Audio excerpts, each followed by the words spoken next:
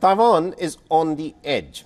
China has virtually surrounded it again, and the United States is strongly urging Beijing to show some restraint.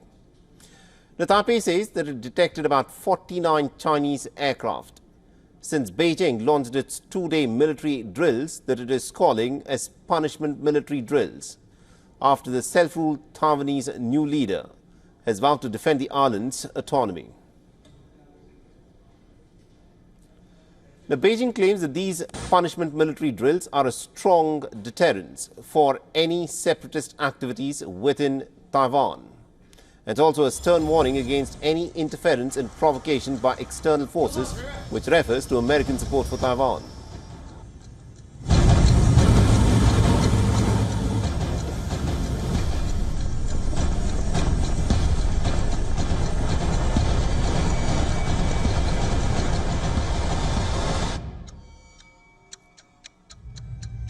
The Chinese Defense Ministry has released these images.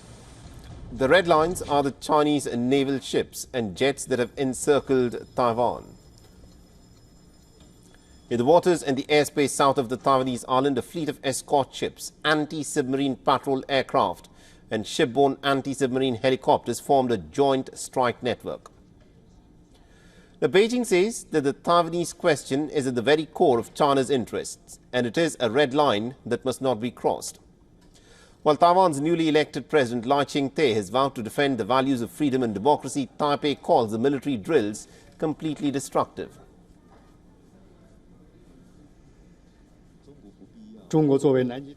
All acts of Taiwan separatism will meet with the frontal assault of 1.4 billion Chinese people.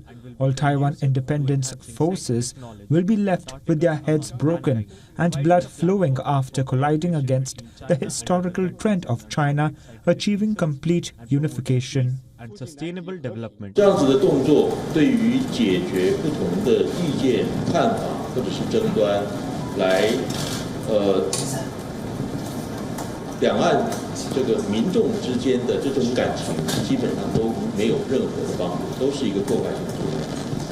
那么再次强调的就是，他这样子的动作破坏的不只是台海的区域稳定，那么对于全球的区域稳定都不是一件有正面作用的一个做法。事实上是完全的实质上破坏了全球的一个。 The signs are pretty ominous. The reunification date is drawing closer, and the question, of course, is how will this happen? Taiwan, for now, is not agreeing to any peaceful accession, which leaves force at this moment to be the only option. In September 2022, the American President Joe Biden had said that the American forces will defend Taiwan in the event of a Chinese invasion. But the question is this: how far will the United States even go? Will it take on China head-on and risk an all-out war with Beijing? Now, the only way this would be found out if China actually does go ahead and invade Taiwan. The Taipei, for its part, isn't completely powerless either. It can resist Chinese intimidation, but it cannot end it. On Thursday, it scrambled a Chinese jet. Taiwan's Air Force has around 400 fighter jets. The Chinese Air Force possesses well over 3,000. So whenever it wants to, China can actually easily overwhelm Taiwan. The analysts say that so far the scale of operations around the island that Beijing claims is its own are smaller than the exercises that it staged to protest against the August 2022 visit of the then American House Speaker Nancy Pelosi. And even though the current drills include mock air and sea strikes around the fortified Taiwanese island of Kinmen and Matsu, which are close to the Chinese coast, they've been widely anticipated by the Taiwanese and the foreign officials.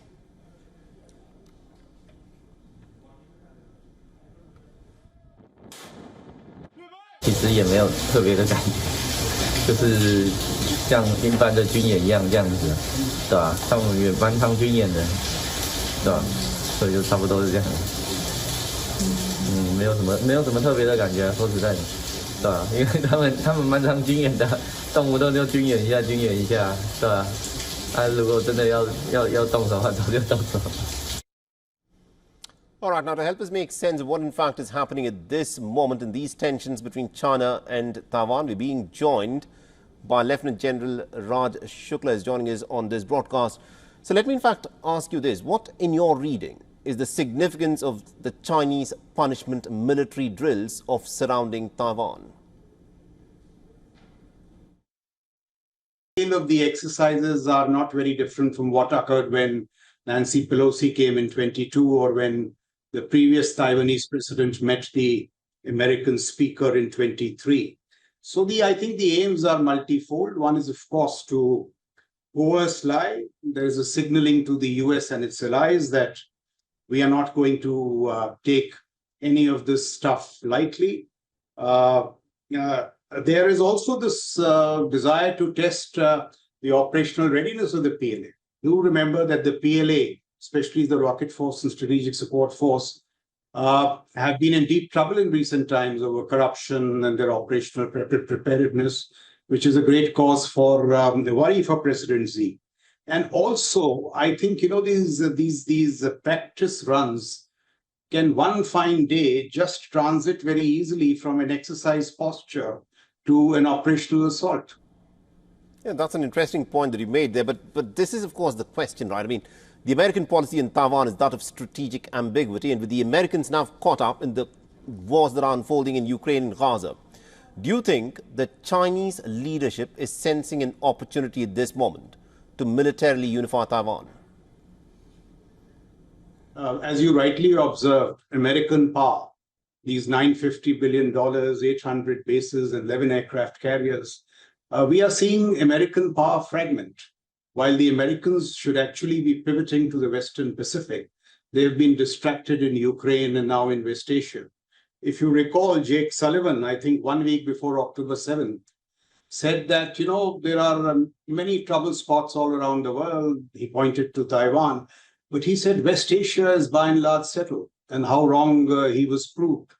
So what is happening now that American power is getting fragmented, and also look at what I call the opera of failing deterrence of the Americans. Act 1 was Afghanistan, Act 2 was Ukraine, Act 3 possibly West Asia, Act 4 prospectively Taiwan. So there are deep worries here.